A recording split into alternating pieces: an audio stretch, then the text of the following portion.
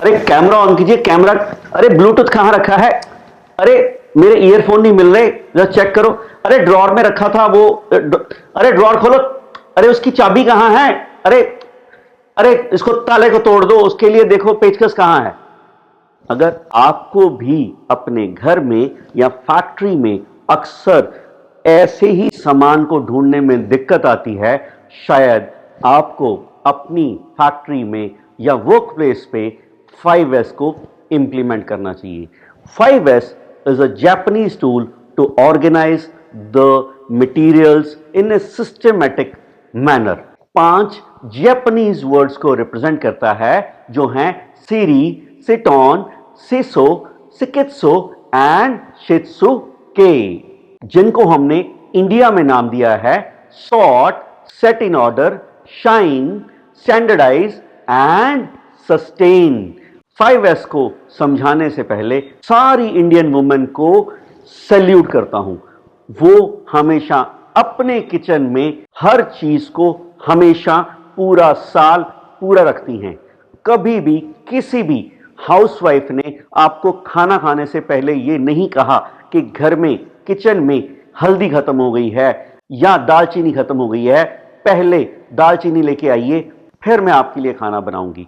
शायद जैसे एक फैक्ट्री में मोर देन 1000 या 10,000 SKUs होते हैं, इसी तरह मैं ये मानता हूं किचन में भी मोर देन 1000 SKUs होते हैं, जिसको कोई भी गृहिणी कभी भी खत्म नहीं होने देती है, जो किसी भी तरह की 5S की पढ़ाई के बिना भी अपनी किचन को किसी भी MBA से बेहतर इंप्लीमेंट करती हैं, किसी भी MBA से बेहतर मैनेज करती हैं। ऐसे तो हम 5S के लिए हाफ डे से लेकर फुल डे से लेकर कई बार 2 दिन की वर्कशॉप भी प्लान करते हैं, कस्टमाइज करते हैं और डिलीवर करते हैं एज पर the need analysis and the gap analysis of a specific organisation.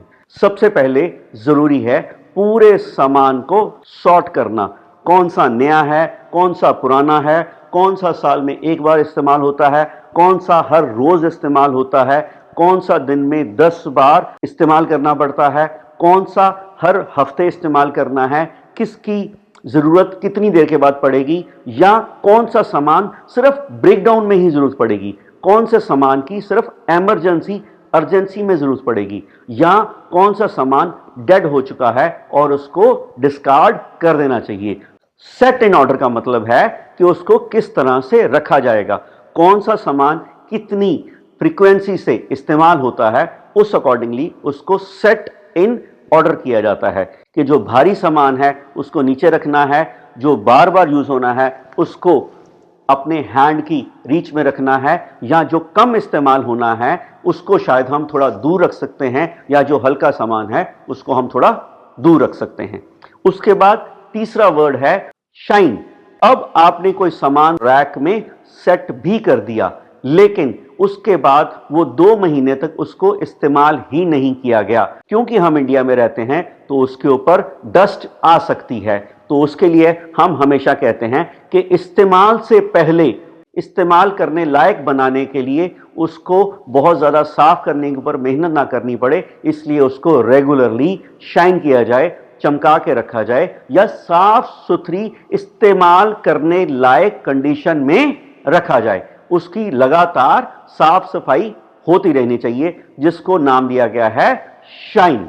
Shine के बाद चौथा वर्ड आता है स्टैंडर्डाइज। आपने एक बार बहुत अच्छे से सारी छंटाई करवा दी, उसको जहां रखा जाना चाहिए थे वहां रखवा दिया, और फिर उसको चमका के भी रखा, लेकिन जब वो टूल यूज हो गया तो जब उसकी जगह पे नया रिप्लेसमेंट आई तो उसको कहीं और रख दिया गया, और फिर वर्कर ने उस गलत पार्ट को उठा के कहीं गलत जगह फिट कर दिया।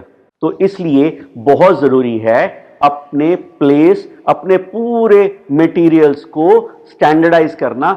मतलब कौन सा मटेरियल जब रिप्लेनिश होके आएगा, जब दूसरी बार ऑर्डर किया जाएगा तो कहां पर रखा जाएगा, उसकी स्टैंडर्डाइजेशन होना बहुत ज्यादा जरूरी है। Last but not the least, उसको सस्टेन करना, लगातार उसके लिए अवेयरनेस सेशन, लगातार उसके लिए ट्रेनिंग सेशंस, और लगातार उसको फॉलो करने के लिए रिमाइंडर्स, या उसको फॉलो अप के लिए एक स्ट्रक्चर देना बहुत ज्यादा जरूरी है, जिससे हम कहते हैं कि वो सस्टेनेबल स्ट्रक्चर में आ जाए, उस प्रोसेस को लगातार फॉलो किया जाए। ये नहीं कि आज जो टीम काम कर रही है वो तो उससे बहुत ज्यादा अच्छे से अवेयर है, बट जैसे ही कोई नया वर्कर आता है, कोई नया एम्प्लॉय आता है, कोई नया मैनेजर या कोई नया फ्लोर इंचार्ज आता है, तो उसके बाद वो पूरा का पूरा सिस्टम कोलैप्स हो जाता है। तो इसलिए हमें उसको एक सस्टेनेबल शेप में रखना बहुत ज्यादा जरूरी है।